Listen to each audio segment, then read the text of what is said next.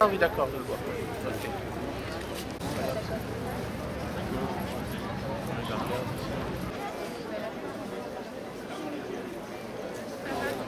63% des Français sont indifférents aux religions et 40% se disent athées.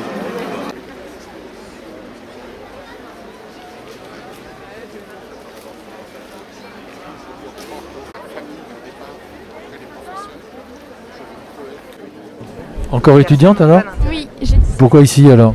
parce que mon papa est enseignant. Et en entendant un crime aussi froid, aussi abominable, j'ai eu peur pour mon père. Est-ce que vous n'avez pas peur aussi qu'ils s'auto-censurent?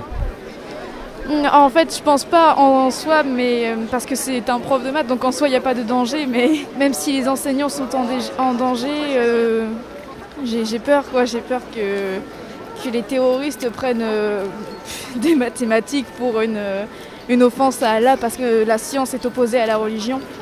Et donc, je me suis révoltée tout simplement, même si mon père est prof de base, je suis révoltée en fait. Comment vous voyez l'avenir alors? Je ne sais pas trop. Je sais que tous les gens ici se battent pour la liberté, parce que la France elle reste néanmoins un des pays les plus libres d'Europe et même du monde. Mais là, je sais pas. Inquiète ou pas? Un peu, ouais. Je sais pas ce que ce sera pour mes enfants. Je sais même pas du coup si je peux leur donner un monde comme ça.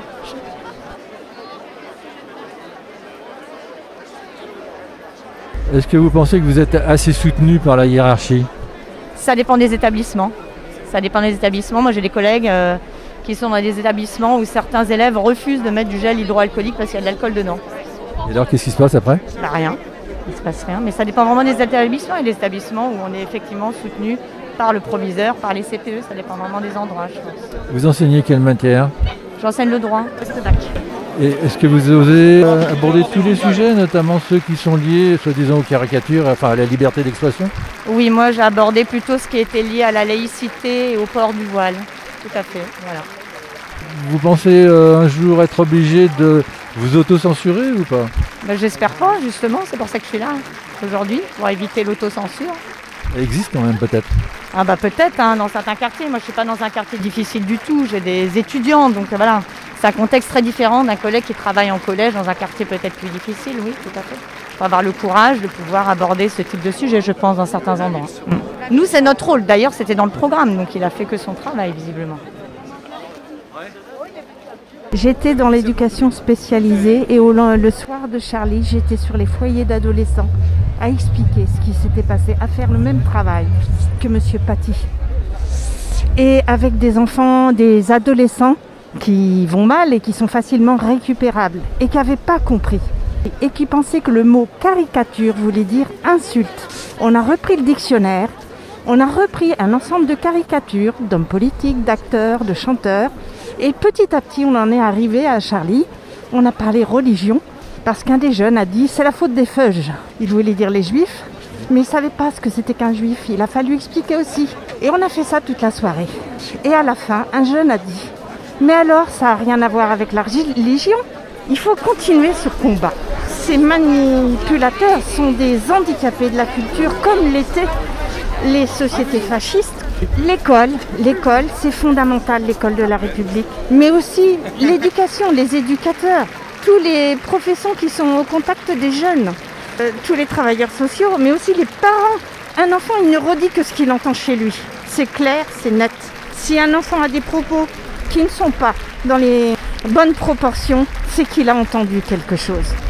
Donc avant de s'en prendre aux enfants, il faut aussi regarder dans la cellule familiale. En quelques mots, pourquoi cet après-midi déjà, on est sous le choc par l'événement effroyable. Voilà, donc un état de sidération le vendredi soir. Et très vite, les organisations syndicales ont décidé de rassemblement partout en France dimanche à 15 h. Pour rendre hommage à Samuel Paty, notre collègue d'histoire-géographie qui a enseigné l'EMC et qui a été victime de cet acte atroce parce qu'il a fait un cours qui n'a pas plu. Donc effectivement,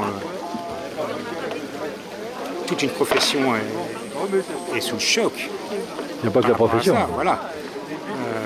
Ce rassemblement, on voit bien, plus de 4000 personnes à Caen, mais je pense que c'est partout en France, réunit bien au-delà du personnel enseignant. La FCPE était appelante aussi au rassemblement dans le Calvados, sur Caen, de même que la Ligue des droits de l'homme, voilà, qui nous a soutenus dans cette démarche. Donc un ensemble d'organisations différentes, mais tous ont pour point commun la défense de la liberté d'expression et le pouvoir d'enseigner. Il est parfois très difficile d'enseigner dans certains endroits et l'institution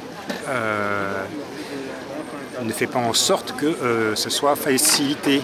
Le mot d'ordre souvent pour le ministère, pour les rectorats et les inspecteurs d'académie, c'est pas de vague. Voilà. Donc nous entendons aussi dénoncer, même si ce n'est pas l'essentiel de cette journée, parce que c'est plus large que ça, mais les organisations syndicales en tout cas dénoncent. Et d'une manière générale, vous êtes suivi ou pas par la hiérarchie?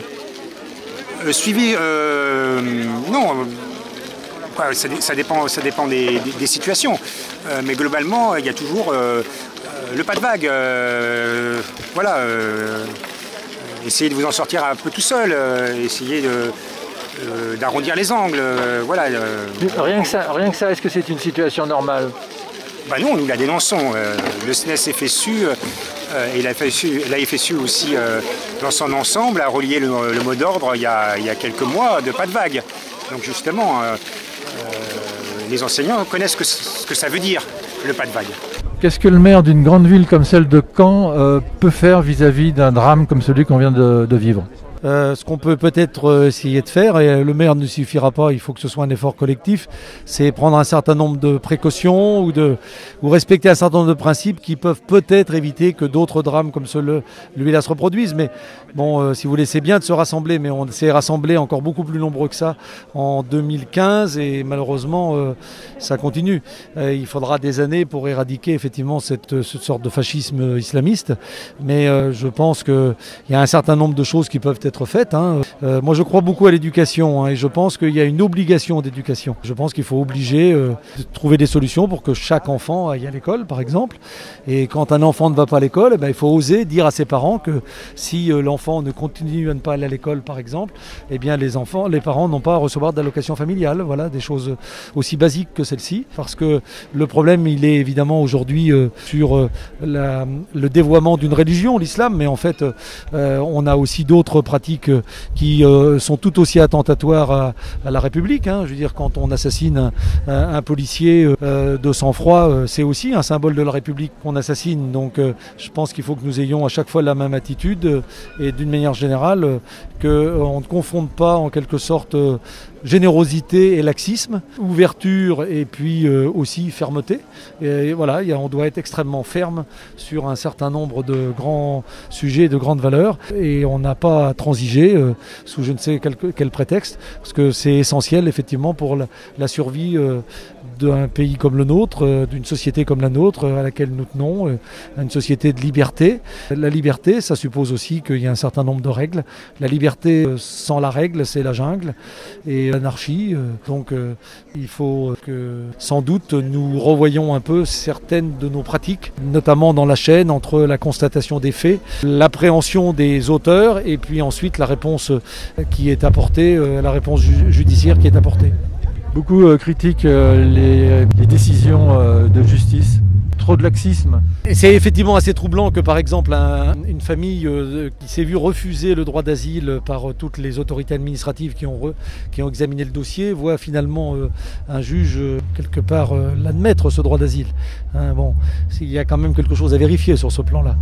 Mais encore une fois, je pense que c'est pour ça que je parlais tout à l'heure qu'il ne fallait pas confondre fermeté et puis repli sur soi. Nous devons rester un pays ouvert, nous devons rester un pays ouvert évidemment à l'arrivée de nouveaux habitants, mais ouvert aussi à toutes les religions, à tous les modes de pensée, mais absolument intransigeant sur tous ceux qui n'ont pour seul but que d'imposer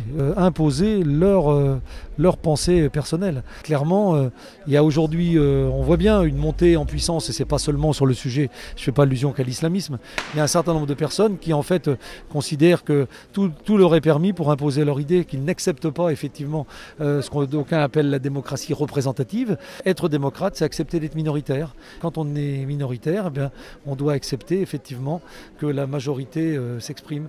Et aujourd'hui, c'est quelque chose qu'on a du mal. On voit bien que systématiquement, alors qu'une décision est prise par des gens qui sont légitimement élus pour ça, eh bien, c'est immédiatement contesté. Alors on a le droit de le contester, mais parfois jusqu'à utiliser des méthodes violentes. Et ça, c'est pas admissible.